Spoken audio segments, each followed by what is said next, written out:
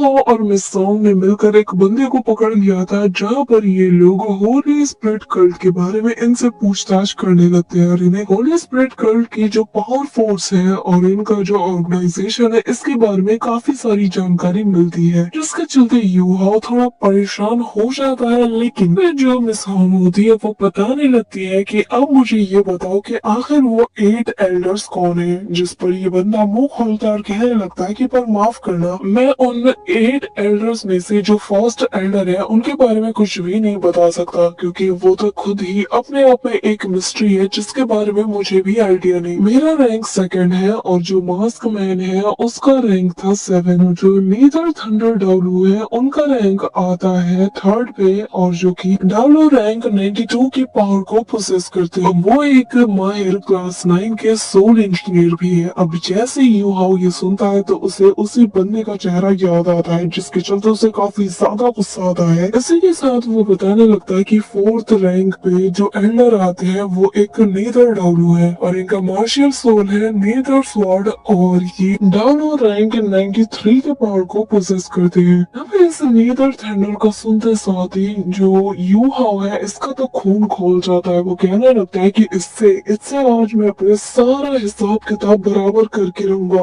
आज मैं इसे छोड़ देने ही वाला। अब यूहाओ यहाँ पर इनके दो मेडल्स के बारे में पूछना शुरू कर देता है, जहाँ पर वो बताने लगता है कि जो फायर फिनिक्स डाब्लू है वो इस वक्त बिजी है और जो डिप्टी लीडर है फैंगदिन उनके अंडर में वो ट्रेनिंग कर रही है। यहाँ पे हम देखते हैं कि जब उसे शाओटो को पता चलता है तो यूहाओ को काफी बुरा लगता है। वो समझ आता है कि उसे वापस से पोजेस कर लिया गया होगा। ये बंदा बताने लगता है कि रही बात दूसरे मेडिन की, यानी कि वही ब्लू सिल्वर मेडिन, तो वो इस वक्त कैरलिंग सिटी के आउटसाइड में जो मेन आर्मी कैंप है वहाँ पर मौजूद है। ये सुनकर यूहाओ समझ आता है कि टीचर शाओयाओ वहीं पर मौजूद है, और तभी ये बंदा कहने लगता है कि देखो मुझे जो कुछ भी पता था मैंने तुम सबको बता दिया, अब प्लीज मुझे जाने दो। ये सुनकर यूहाओ कहने लगता है कि अब क्योंकि तुमने जेन्युइनली खुद को सरेंडर कर दिया है तो अब जो मैं तुमसे करने जा रहा हूँ उम्मीद करता हूँ कि तुम इसके बारे में ज्यादा कुछ नहीं सोचोगे और चुपचाप मुझे ये करने दो। अभी यूहाओ असल में अपने नेक्रोमेंसी की पावर का यूज करके सोल कंट्रोल करने की कोशिश करता है, और वो यहाँ पर अपनी सोल कंट्रोलिंग फायर नाम की टेक्निक का यूज करता है, जिसे देखकर ये बंदा भी शॉक्ड था। और तभी हम देखते हैं कि जैसे ही उस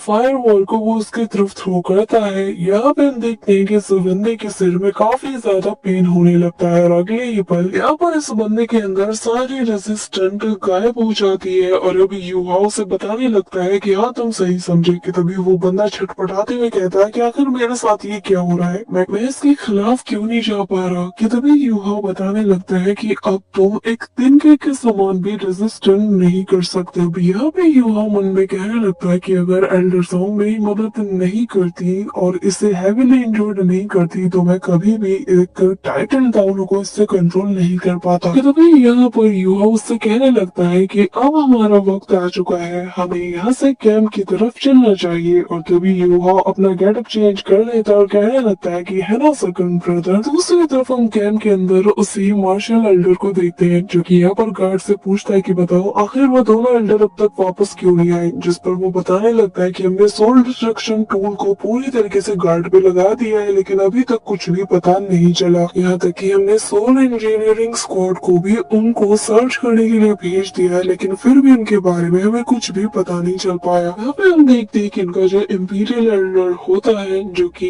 इस दरवाजे के उस पार मौजूद है, जब वो ये चीज सुनता है तो उसे काफी ज्यादा गुस्सा आता है। वो कहने लगता है कि क्या अभी तक पता नहीं चल पाया, हमने इतनी मेहनत की, इतने लोगों को हम पाल पोस रहे हैं, क्या ये लोग किसी काम के नहीं। कि तभी हम देखते हैं कि गुस्से के चलते यहाँ पर काफी सारे जो घोंसली फेल्स है वो नजर आने लगती है और चारों तरफ ये मंडराते हैं। इस दौरान वो यहाँ पे लिन हाई को अंदर बुलाता है। अब यहाँ पे जो जनरल था वो सीधा अंदर जाता है और उन्हें सारी चीजें बताते हुए कहने लगता है कि इंपीरियल एल्डर आप जरा अपने गुस्से को शांत कीजिए, हम अपनी पूरी कोशिश कर रहे हैं। यहाँ पे हम लिन हाई को देखते हैं जो कि कहने लगता है कि मैं लिन हाई जब से जो हमारी एम्प्रेस कैपिटल में वापस लौटी है रिकवर होने के लिए, तब से लेकर मुझे सारी जिम्मेदारी दी गई है और मेरे अंडर में 3 लाख सन एंड मून एम्पायर के सोल्जर्स काम कर रहे हैं। मुझे एक हाई मिनिस्टर का रैंक दिया गया है, लेकिन जब भी मैं ज़ोंगली वू का सामना करता हूँ तो मुझे ऐसा लगता लगता है कि मैं उसके सामने किसी चींटी से कम नहीं। कि तभी हम देखते हैं कि यहाँ पर एक गार्ड दौड़ते हुए आता है, कहने लगते हैं कि हमारे को दोनों एल्डर्स आ चुके हैं। ये सुनकर हम देखते हैं कि यहाँ पर ये जो बंदा था ये काफी ज्यादा एक्साइटेड हो जाता है। तभी हम यू हाओ और यहाँ पर उस बंदे को देखते हैं जो कि ये लोग इनके हेडक्वार्टर में पहुंच चुके थे। और यू हाओ आते साथ ही कहने लगता है कि यहाँ पर बस चारों तरफ मौत की ही सेंट मुझे फील हो रही है, और जिससे पता चलता है कि होली स्प्रिट कल्ट के काफी सारे मेंबर्स यहाँ पे मौजूद हैं। मुझे हमेशा अपनी स्पिरिचुअल एनर्जी को हमेशा एक्टिवेट रखना पड़ता है ताकि मैं इन्हें डिटेक्ट कर पाऊँ। तभी यहाँ पर जो लीडर जोंगली है उसके कैंप की तरफ ये बंदा उसे ले जाता है, बताने लगता है कि ये हमारा वो एरिया है जहाँ पर लीडर जोंगली मौजूद है। जिसके बाद वो बताने लगता है कि जो होली मेडिन का टेंट है वो हमारे जो लीडर है उनके टेंट के बिल्कुल पास में ही मौजूद है। ये लोग आगे बढ़ ही रहे थे कि तभी पीछे से एक बंदा आकर बताने लगता है कि अच्छा वो आप दोनों आ गए, क्योंकि हमारी जो जोंगली बू है उन्होंने यहाँ आपको समन किया है। अभी यहाँ पे ये सुनते साथ ही यू हम मन में कहने लगता है कि क्या हम पकड़े गए। यहाँ पर ये लोग सबसे पहले मार्शल के पास जाते हैं और यहाँ पर मार्शल लिन हाई के सामने जाकर उसे रिस्पेक्ट देते हैं, और आसपास बाकी के एल्डर्स भी थे। यहाँ पे यू हाओ जैसे लिन हाई को देखता है जिसके बारे में उसे पता चल चुका था कि ये सन एंड मून एम्पायर के 3 लाख से ज्यादा सोल्जर्स को कंट्रोल करता है, लेकिन आखिर ये सेकंड सीट पे क्यों बैठा है यू हाओ को इसके बारे में कोई आइडिया नहीं। इस दौरान हम वो को देखते हैं जो कि इन्हें देखते साथ ही सवाल करता है और कहता है कि बताओ आखिर तुम दोनों को इतना टाइम क्यों लग गया। जिस पे यहाँ पे वो जो दूसरा बंदा था वो सारी एक्सप्लेनेशन दे देता है, जिसके बाद वो बताने लगता है कि जिस लड़के का सामना हमने किया वो असल में एक मेंटल टाइप का जो टाइटल ताउलू है उनके इक्वल है। भले ही वो एवरेज रहा हो लेकिन उसकी जो स्पीड है वो काफी ज्यादा फास्ट थी, और तो और उसका सेंसेस भी काफी ज्यादा तेज है। एक बार उसने हमें डिस्कवर कर लिया तो वो यहाँ से काफी तेजी से निकल गया। हमने उसे चेस करना चाहा लेकिन इस लड़के के पास बैकअप भी था, और चेस करते करते हम हेवनली सोल एम्पायर के कैंप एरिया के बहुत क्लोज पहुंच गए। लेकिन हमें लगा कि शायद इन लोगों ने हमारे लिए कोई जाल बिछा के रखा होगा, इसलिए हम वहां से वापस आ गए। अभी यहाँ पे हम देखते हैं कि वो बंदा आगे पूछता है कि बताओ आखिर तुमने वहां जाके क्या देखा। कि तभी ये बंदा यू हाओ की तरफ देखता है और बताने लगता है कि हाँ एल्डर, मैंने वहाँ पे एक चीज नोटिस की। हमने वहाँ पे श्रेक एकेडमी के काफी सारे लोगों को भी देखा। कि तभी हम देखते हैं कि लिन वेई जैसे ये सुनता है तो वो भी हैरान हो जाता है और कहने लगता है कि क्या श्रेक के लोग। जिस पर ये बंदा बताने लगता है कि हाँ, और वो जो टाइटल टाउलू था जो कि मेंटल टाइप का था उसको सपोर्ट करने के लिए जो बंदा वहाँ पे मौजूद था यानी कि एक एल्डर थी जो कि फीमेल थी, वो असल में श्रेक एकेडमी से ही बिलोंग करती है। जिसका मतलब ये है कि कहीं ना कहीं इस सब में श्रेक एकेडमी का भी हाथ है। हालांकि श्रेक एकेडमी ऐसे किसी के मामलों में दखल नहीं देता, हालांकि हमारी इनसे काफी पुरानी राइवलरी है, लेकिन मैं हैरान था कि एक इतनी पावरफुल सीनियर जो थी वो उसे बैकअप देने के लिए मौजूद थी। अब यहाँ पे हम देखते हैं कि ये सुनकर वो जो बंदा था उसकी सटक जाती है, और यहाँ पे लीडर वो अपना हाथ पटकते हुए कहता है कि हमेशा से ही हमारा जो दुश्मन रहा है वो और कोई नहीं बल्कि श्रेक एकेडमी है। बॉडी सेट तो बस एक बहाना है, क्योंकि श्रेक एकेडमी की जो हिस्ट्री है वो 10,000 साल से भी पुरानी है। उसके डिसाइपल्स तुम्हें हर जगह मिल जाएंगे, और श्रेक एकेडमी की जो आर्मी है वो किसी सुनामी से कम नहीं। एक बार ये लोग जोश में आ गए और इन्होंने अपना दमखम दिखाना शुरू कर दिया तो अच्छे के ये छक्के छुड़ा सकते हैं, और जिसके चलते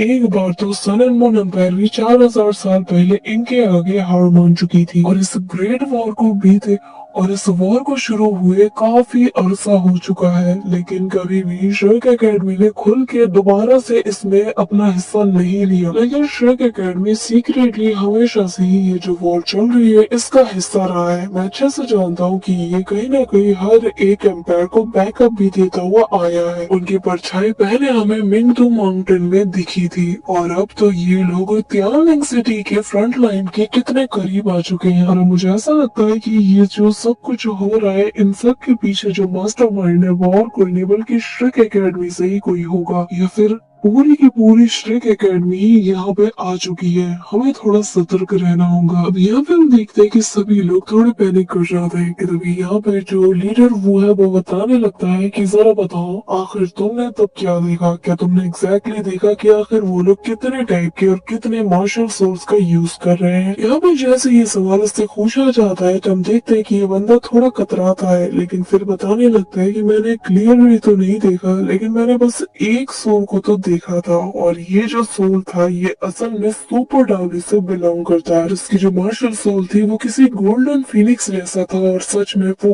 बहुत ही ज्यादा पावरफुल थी। हम ही जानते हैं कि आखिर हम कितने मुश्किल से उसके हाथों से बच के निकली है। वो सच में बहुत ही ज्यादा स्ट्रॉन्ग थी और इतने खतरनाक से एनिमी का बैकअप देना वाकई में हमारे लिए खतरे की बात है। जिसके बाद वो कहने लगता है कि हम दोनों ने तो बहुत सोचा और हम इसी कंक्लूजन पर निकले कि अगर हम 1-on-1 की फाइट करते हैं तो हम बिल्कुल भी नहीं जीत सकते, लेकिन अगर हम दोनों भी हाथ मिला ले तो भी हम उससे नहीं जीत पाते। अब यहाँ पे जैसे ही उस गोल्डन फिनिक्स डाउलू का नाम सुनता है एल्डर वो, तो वो कहने लगता है कि कहीं ये यंग शाहजाद तो नहीं। और तभी उसके जेंडर पे से शक होता है और वो कहने लगता है कि क्या ये वाकई में वही है जिसे मैं सोच रहा हूँ, क्या वो सच में पर्सनली यहाँ पर बैकअप देने के लिए आ सकता है। और तभी यहाँ पर लिनवे से वो कहने लगता है कि लिनवे मेरी बात गौर से सुनो। अब लिनवे इसका ऑर्डर पाते ही उसके सामने खड़ा हो जाता है और तभी उसे बताया जाता है कि आज से हमारे आसपास की सिक्योरिटी और ज्यादा टाइट कर दो, जो गार्ड्स हैं उन्हें और ज्यादा वहाँ पे तैनात कर दो, साथ ही जो डिटेक्शन टूल्स है इन्हें और ज्यादा इंक्रीज कर दो। फ्रंट लाइन का एरिया और उसके आसपास की जगह हमारी नजर से ओझल नहीं होनी चाहिए। मुझे हर एक चप्पे चप्पे पर अपनी निगाहें चाहिए और मैं किसी को भी मौका नहीं देना चाहता कि अगली बार वो यहाँ पर आ जाए। वैसे भी घुसपैठ की खबर इन दिनों काफी ज्यादा बढ़ रही है और ये जो कोई भी है मैं इतना तो जानता हूँ कि ये दोबारा यहाँ पर आने की कोशिश तो जरूर करेगा और इसका टारगेट असल में हमारा ये होली स्पिरिट कल्ट का एरिया है। इसी के साथ वो सभी को ऑर्डर दे देता है। लिनवे से कहता है कि अगर तुम्हें कुछ भी सस्पिशियस टाइप का नजर आता है तो इमीडिएटली मुझे रिपोर्ट करो और अगर किसी से भी अपने काम में कोई भी लापरवाही हुई तो मैं उसे इसके लिए बहुत बुरी तरीके से पनिश करूंगा। वैसे कोई फिक्र की बात है नहीं, क्योंकि अगर वो बंदा खुद पर्सनली भी मुझसे फाइट करने आ जाए ना तो वो भी मेरे सामने कुछ भी नहीं है, लेकिन उसे अगर हमने ट्रैप कर लिया, पकड़ लिया, बंदी बना लिया तो हमारे लिए बहुत ही अच्छा होगा, क्योंकि उसके जरिए से फिर हम श्रेक एकेडमी को अपने मुट्ठी में कैद कर लेंगे। हम उन्हें ब्लैकमेल कर सकते हैं कि वो लोग हमारी बातों को माने, हमारी शर्तों के हिसाब से चले और तब जाकर ही मुझे सुकून आएगा। जिसमें यहाँ पे लिन वही हमें जवाब देता है। अभी यहाँ पे हम देखते हैं कि वो यहाँ मौजूद नैन गोंग और उसके साथी यानी कि मास्क मैन इन दोनों से रेस्ट करने के लिए कहता, जिस पर ये दोनों भी रिस्पेक्ट देते हुए यहाँ से जाने लगते हैं, लेकिन तभी पीछे से आवाज आता है और यहाँ पे इनसे कहा जाता है कि वही रुक जाओ, जिसके चलते यूहाओ काफी ज्यादा अलर्ट हो जाता है। तभी हम देखते हैं कि इनके सामने यहाँ पे एल्डर वू आ जाता है और वो आते साथ ही इनके सामने अपीयर होता है और ये दोनों की तो जैसे बिल्कुल सांसें यहाँ पे थम चुकी थी। और यहाँ पे ये जो लीडर था वो यहाँ पर सीधा यूहाओ यानी कि उसी मास्टरमाइंड की तरफ देखकर कहने लगता है, आखिर ये तुम क्या कर रहे हो। जो सुनकर यूहाओ उसके सामने रिस्पेक्ट के साथ सिर झुकाकर कहने लगता है कि लीडर आप बस हुक्म कीजिए।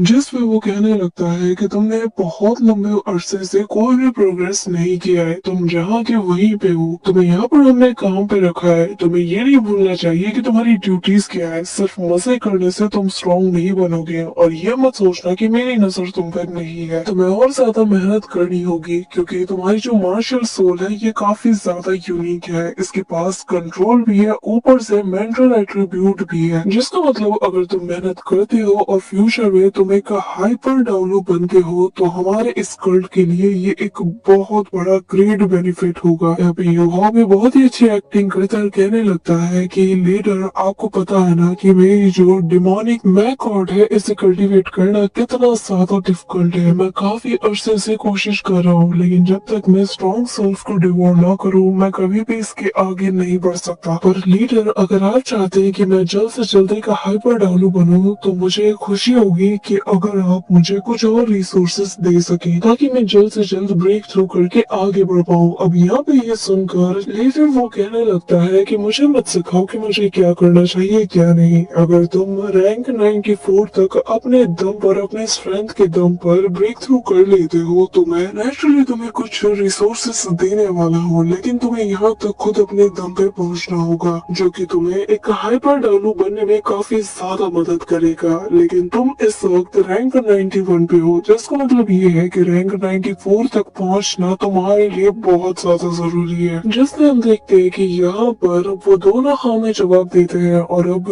इन्हें देखकर वो उन्हें जाने का ऑर्डर देता है। यू हाओ और ये बंदा दोनों यहाँ से निकलने लगते हैं और यू हाओ मन में कहता है कि चलो ये तो अच्छा हुआ कि इसके साथ ही की जो इंटेल थी, जो इसकी मेमोरीज थी, मैंने उन्हें सभी को अच्छे से रीड कर लिया था और आज मैं यहाँ पर इसके सामने फेस टू फेस बात कर पाया। वरना बिना इंटरनल जानकारी के मैं चाहे जितनी वर्षी एक्टिंग क्यों ना कर लेता, लेकिन फिर भी मैं एट द एंड पकड़ा ही जाता। अब यहाँ से यू हाओ और ये दोनों आगे निकल जाते हैं। इसी के साथ यू हाओ और अब ये यहाँ से दूर निकल पड़ते हैं, लेकिन रास्ते में यू हाओ को काफी सारे होली स्पिरिट कल्ट के जो वर्शिपर्स है ये मिलते हैं। यहाँ पे हम देखते हैं कि ये लोग अपने अपने रिचुअल को परफॉर्म कर रहे थे और बार बार एक ही चीज कहे जा रहे थे। अब यहाँ पे हम देखते हैं कि यू हाओ का प्लान तो था कि आज रात ही सब कुछ करेगा, लेकिन तभी यहाँ पर वो जो दूसरा बंदा था वो यहाँ पर यू हाओ से कहने लगता है कि फिलहाल के लिए हमें रेस्ट करनी चाहिए। वैसे भी लीडर का यही ऑर्डर है और चिंता मत करो, मैं तुम्हें बिल्कुल भी डिस्टर्ब नहीं करने वाला। ये कहते हुए वो जाते हुए स्माइल करता है और यहाँ पे यू हाओ जैसे ही उस मास्टरमैन के